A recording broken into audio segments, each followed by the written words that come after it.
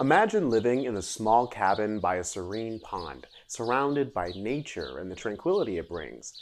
Fresh air, bird songs, no one interrupting your quiet contemplation, just you, your cabin, and nature. Sounds like a perfect setting for a transcendentalist who shuns materialism, seeks individualism, and wants to achieve spirituality through nature, right? Just go live alone in the woods. Well, that's exactly what Henry David Thoreau did for 26 months between 1845 and 1847. Aside from being a well-known transcendentalist, Thoreau was a nature lover, a philosopher, a writer, and a social critic who challenged the status quo of his time. In today's video, we're going to learn about the life and times of Henry David Thoreau and get an overview of his two best-known works, Walden and Civil Disobedience. And before you go, we'll take a look at your agenda for the week and make sure you're ready to dive into this lesson. Okay, time travelers, let's return to the 19th century, where we can spend a little time at Walden Pond, exploring the ideas and the actions of transcendentalist Henry David Thoreau.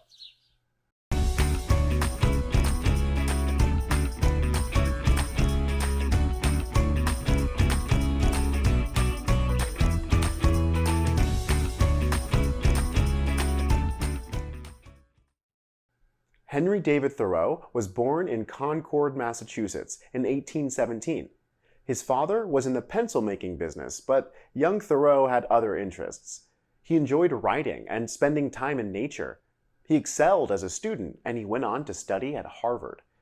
It was at Harvard that Thoreau was introduced to Ralph Waldo Emerson, 14 years his senior, and became enthralled by the movement of transcendentalism. At Emerson's suggestion, Thoreau began keeping a daily journal, a habit he maintained until shortly before his death. After graduating from Harvard, Thoreau tried his hand at teaching, but he was fired from his job because he refused to implement corporal punishment. It was against his principles to inflict physical pain on others. So, in 1838, Thoreau and his brother John started their own school, based on their own principles. There was a lot of discussion-based learning, frequent field trips, and absolutely no corporal punishment. Things were going well for a while. The school was thriving. Thoreau published some poems in the Dial, a journal started by Emerson and Margaret Fuller. And in 1840, 23-year-old Henry David Thoreau fell in love with and proposed to Ellen Sewell. However, Ellen's father was opposed to the match, so the couple didn't marry. Then, in 1841, John cut himself while sharpening a razor and became seriously ill. Without his brother's help, Thoreau had to close the school. He was invited to live at the home of Emerson, his mentor. Thoreau served as a handyman and often cared for Emerson's kids. And remember how Thoreau's brother got sick from cutting himself with a razor? Well, in 1842, John died of tetanus. This tragic turn of events may have served as a catalyst for Thoreau's 1845 move to Walden Pond, which happened to be on land owned by Emerson.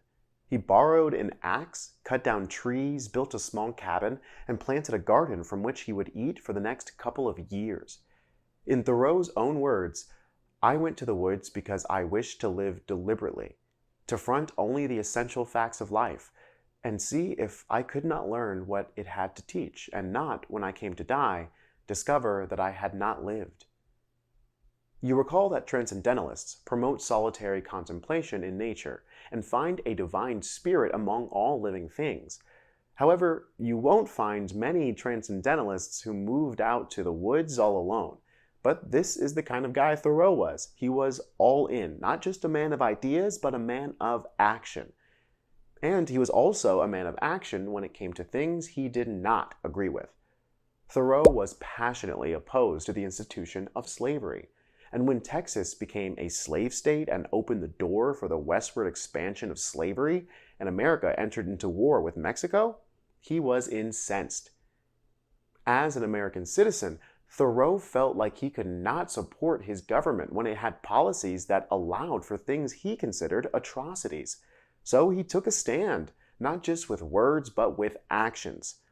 As an act of protest, Thoreau refused to pay his poll taxes. A poll tax was a fixed amount that had to be paid by each adult, and it usually determined whether or not a person had the right to vote. By the way, poll taxes were declared unconstitutional in 1966. Back to Thoreau. Because of his refusal to pay the tax, he was sent to jail. There's a legend that claims that Emerson went to the jail to visit his friend and asked, "Why are you here?"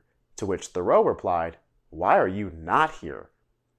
While we don't know whether that story is actually true or not, we do know that Thoreau was released from jail the next day after an anonymous party, most historians believe it was his aunt, paid his taxes. Well, after his 26 months at Walden Pond, Thoreau re-entered civilization. But he didn't back down from his ideas. He wrote, spoke, published, and continued to live by his principles, even if it meant it sometimes got him into trouble. Eventually, Thoreau's opposition to slavery led him to support John Brown, another man of action. After the failed raid at Harper's Ferry and the arrest of John Brown, Thoreau wrote and delivered a speech called A Plea for Captain John Brown. And even though Thoreau delivered this speech multiple times, Brown was convicted of treason and hanged. After Brown's death in 1859, Thoreau was despondent and his own health declined. Henry David Thoreau died of tuberculosis in 1862 at age 44, and at his funeral, Ralph Waldo Emerson delivered a eulogy. When Thoreau's life ended, he had no idea that his work would live on to impact future generations of America. Two works in particular, Walden and Civil Disobedience. Thoreau's most famous work is Walden, a book that chronicles his 2-year stay in a cabin he built himself on the shores of Walden Pond. The book is a meditation on the simplicity of life and the importance of self-reliance. Thoreau believed that modern society had become too complicated and that people were too dependent on material possessions.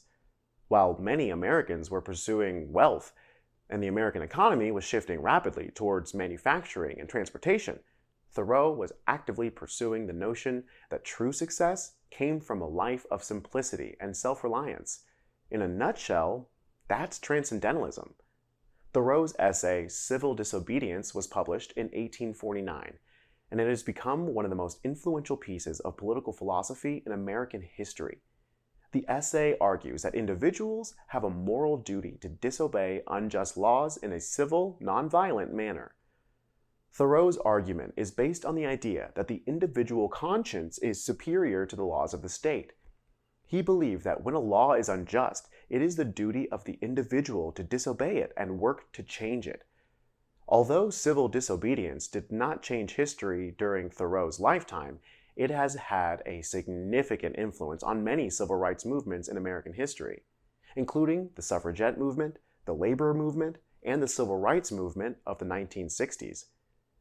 Martin Luther King Jr. was greatly influenced by Thoreau's ideas, and he famously used civil disobedience as a tactic in the fight for civil rights. You'll be reading excerpts from both Walden and Civil Disobedience this week, and you'll be responding to Thoreau's ideas with your own opinions.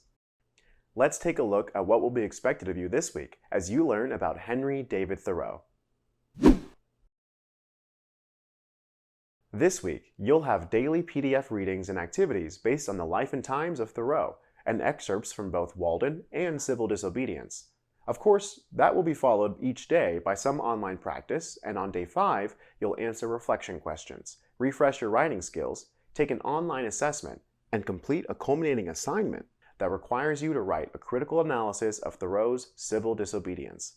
It's a 4-paragraph essay in which you introduce the central idea of Thoreau's essay, provide a summary of his main arguments, and then provide your own opinions about the effectiveness of his arguments. And then you'll have a concluding paragraph in which you sum up your insights. In this culminating writing assignment, as well as in your PDF activities throughout the week, you'll be engaging in something transcendentalists love: independent, critical thinking. And you'll be also doing something Thoreau would appreciate. You'll be taking a stand and speaking your own mind. In our last lesson, you learned a lot about the ideas of transcendentalism. Well, this week, you'll be introduced to the man who went to the woods and put those ideas into action. Hey, hey.